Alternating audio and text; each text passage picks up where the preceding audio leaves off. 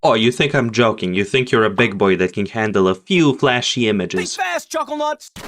Well, I'm not warning you anymore. If you get a seizure, it's not my fault. There's a few things you should know about me. I like games where you shoot things and move fast. About as fast as a chimpanzee on crack cocaine. But I also don't like getting seizures. Today we're gonna change one of those statements after looking at two games. Postvoid and Mullet Mad Jack.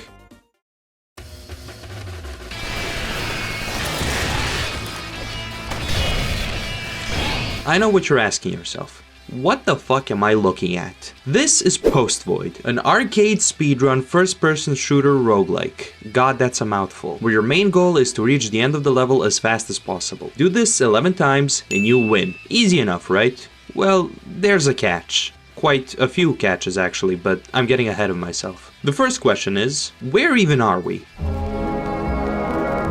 How did we get to this maze of eyeball murdering colors and life murdering whatever the fuck these things are? The story goes like this. There's this place called the Void. It's nice, it's quiet, and overall pretty peaceful. Then, our protagonist suddenly got a headache. I wonder how that happened. Anyway, to reach the state of peace and quiet again, the player character must go through Postvoid, a place of horrible violence and noise, so he could get to the Void once again, pour some liquid onto a flower, and finally get rid of his headache. Game time. You have a gun and a head in your hands. Get to killing. The game gets really addictive. The fast pace, the simple and yet, for the most part, incredibly helpful upgrades, and even the practically non-existent load times all help make this feel more like a classic arcade game rather than a standard FPS. The only thing that even slightly resembles a modern FPS is the tutorial area that lasts for about 20 seconds before you start the main gameplay loop. This head is the idol. It's filled with liquid and it represents your health. It's also a timer. You have around 10 seconds or so until the idol loses all the liquid that's inside of it, which is when you die.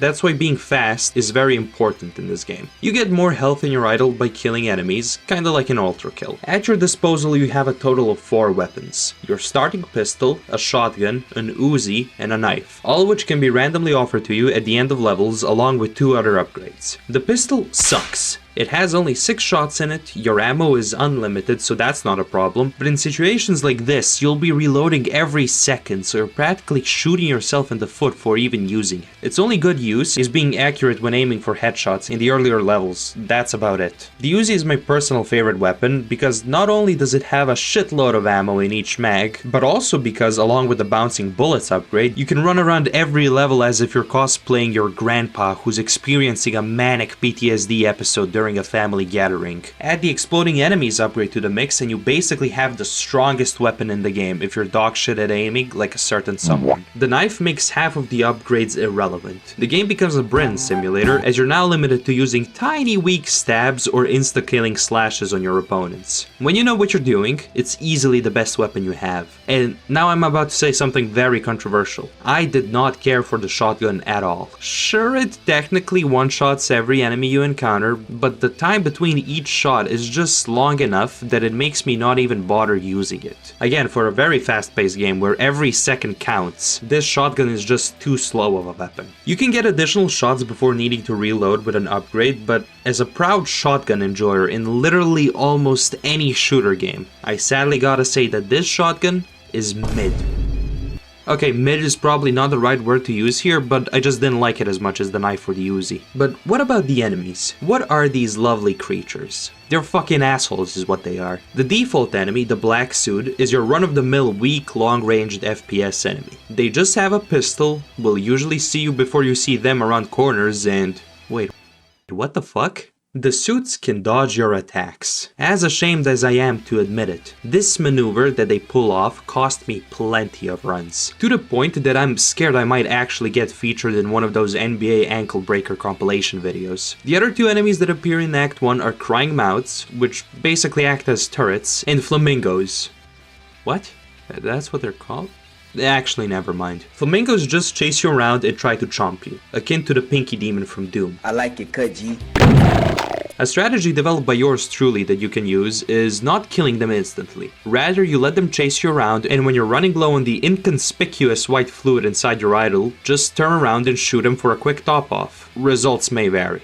Act 2 adds another floor to the levels, making it even more difficult to traverse them, and it also introduces us to my personal least favorite enemy in the game, the telehands. These drone-like enemies appear in hordes, and whenever they swarm you, they make you slow down to a crawl. Whenever you touch an enemy in Postvoid, you slow down, making you look very submissive and killable.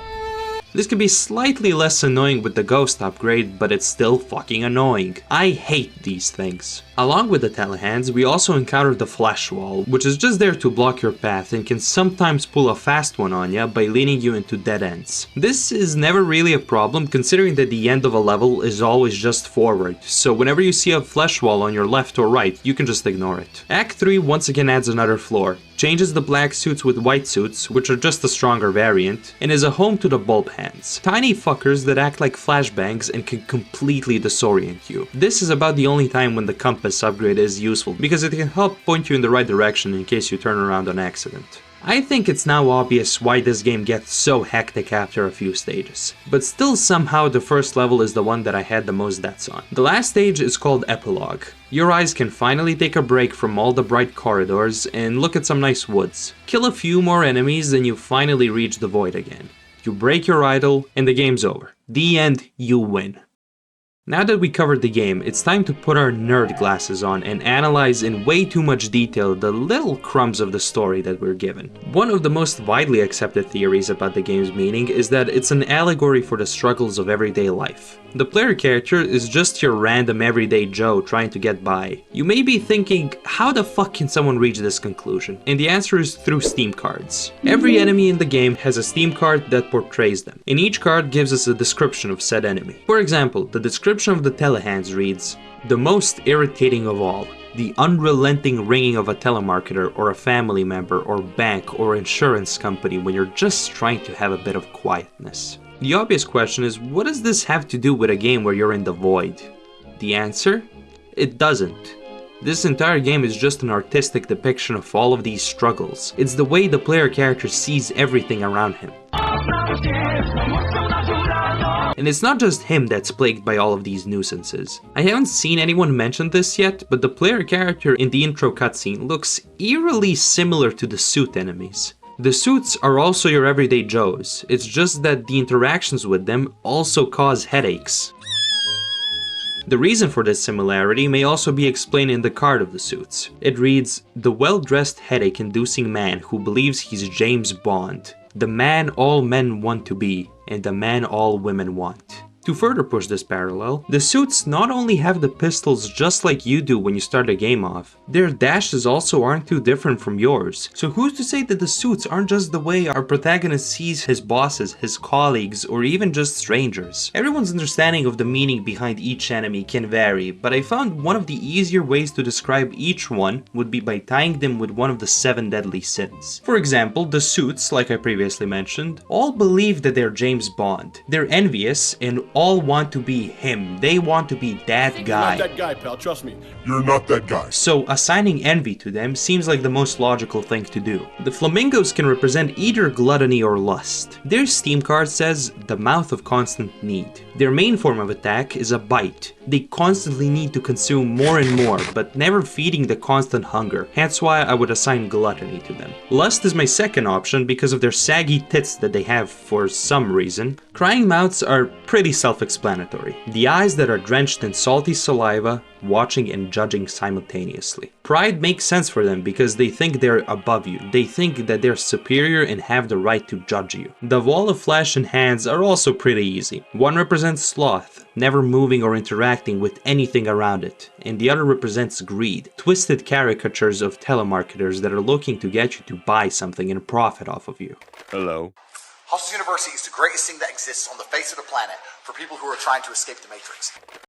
Bulb hands represent, honestly, I don't think any of the deadly sins apply to them, which is where my whole understanding falls apart a bit, so we'll skip over them and finally reach the player character, who I think is best described by the sin of wrath. He's the one that deals with all of his problems by just straight up murdering them. This entire understanding may be completely wrong, it probably is, but it's what I got out of the enemies. One more interesting thing to note is that at the start of the game, the tutorial area where everything begins and the epilogue level where you finally enter back into the void are basically the exact same. The game is a loop. Just like how you wake up and go to sleep every day, you'll never escape the struggles of day-to-day life, and that's fine, because just like how you slowly get better at the game, you get better at dealing with all the nuisances that plague you every day. That's the meaning of the game. Powering through life no matter how hard it is, and slowly overcoming it, earning your inner peace of mind. That's life. That's Postvoid. Okay, the next game is not nearly as interpretive as Postvoid. In fact, it's really similar to Postvoid gameplay-wise, which is why you may notice that this part of the video is shorter than the Postvoid part. Mullet Mad Jack is just a demo at the time of making this video. It's an arcade speedrun first-person shooter roguelike. Hey, wait a minute. The art style is a lot easier on the eyes than the previous game. It's based on those old anime and OVAs, which is something that I honestly haven't seen before in an FPS, and I'm surprised not more games base their art style off it in general. All of the art looks amazing, especially the intro cutscene. Major props to everyone who worked on it. The story goes like this. In the future, internet and humanity got combined, and everyone constantly has TikTok videos scrolling through their brains. Which sucks for Jack, the protagonist, because his quest to save the influencer princess from robots and earn a fresh pair of Jordans is live streamed. If the people watching don't get enough dopamine, Jack will die. Off topic, but personally I think the lady that talks to you between missions is cuter than the princess anyway, so I wouldn't even bother with her, but whatever. Mullet Mad Jack basically takes Postvoid and expands further on the level design and upgrades that you get between levels. There's vents you can slide through to go faster, these slide sections that are something straight out of a movie, and even these soda vending machines that give you full health once you shoot or kick them and drink the soda. The upgrades really add to the replay value. There's ones that give you an additional time if certain conditions are met, a double jump, and even one that slows down time when you're down to just 3 seconds of life, which can really help you get back from the brink of death so you don't have to restart the whole run. The game's divided into chapters. Currently there's only 2 and they both consist of 10 levels, so 20 in total. When you die, you start at the beginning of the chapter, unless you're playing on the hardest difficulty, in which case you start the entire game from the beginning. Another thing to mention is that between chapters, all of your upgrades are reset except for the weapon that you're currently holding, so you don't have to stick with just one build for the entire game, which honestly makes it a lot more fun in my opinion, because no 2 runs will ever feel the same.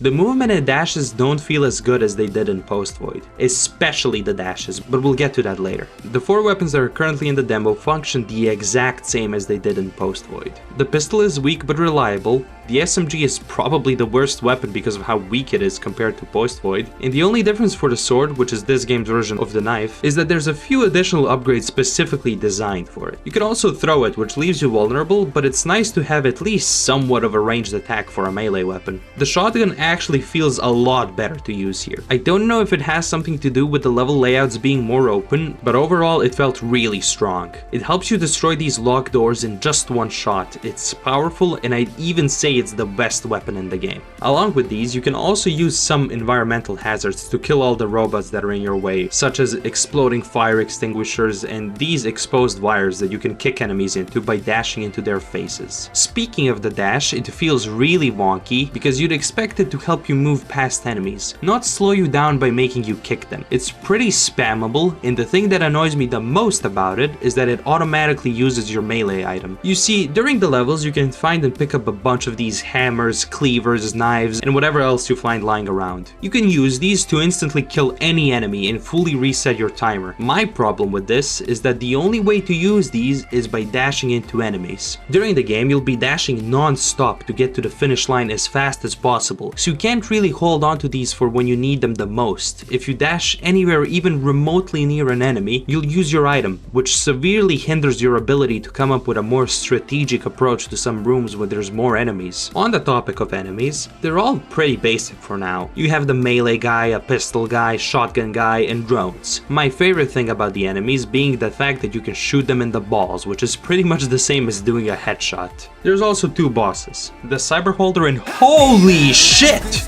These guys are both pathetically easy to kill. I didn't even get a good look at the first boss because of how fast I killed him. The shotgun absolutely annihilates the bosses, rendering them as nothing more than pushovers. If you actually want a decent challenge, play the game on hard mode. Normal mode is stupidly easy. Hard mode actually took me a couple of tries to beat, and I think it's way more fun to play that way instead of just mowing down all the enemies without a care in the world. And if speedrunning isn't your thing, you can try the easiest mode, which entirely removes the timer, making the game basically a child's play. I know it sounds like I'm complaining a lot about Mullet Mad Jack, but it's still honestly a really fun time. Pretty much all the praise I gave to Postvoid applies to this game as well. They're both super fun, fast-paced games that are a great time for when you don't care about any overarching stories and just want to shoot shit and have a blast. The demo for Mullet Mad Jack is free. Postvoid is $3. If either game sounded remotely interesting to you, please go play them. Thank you so much for watching this video. If you wanna, like and subscribe. If not, I'm gonna subject you to more epileptic images. Follow me on social media, there's a link to my Discord server in the description below, and a special thank you to all of my patrons over on my Patreon, with a special thank you to ItsSeanIGuess. That's about it. Bye bye.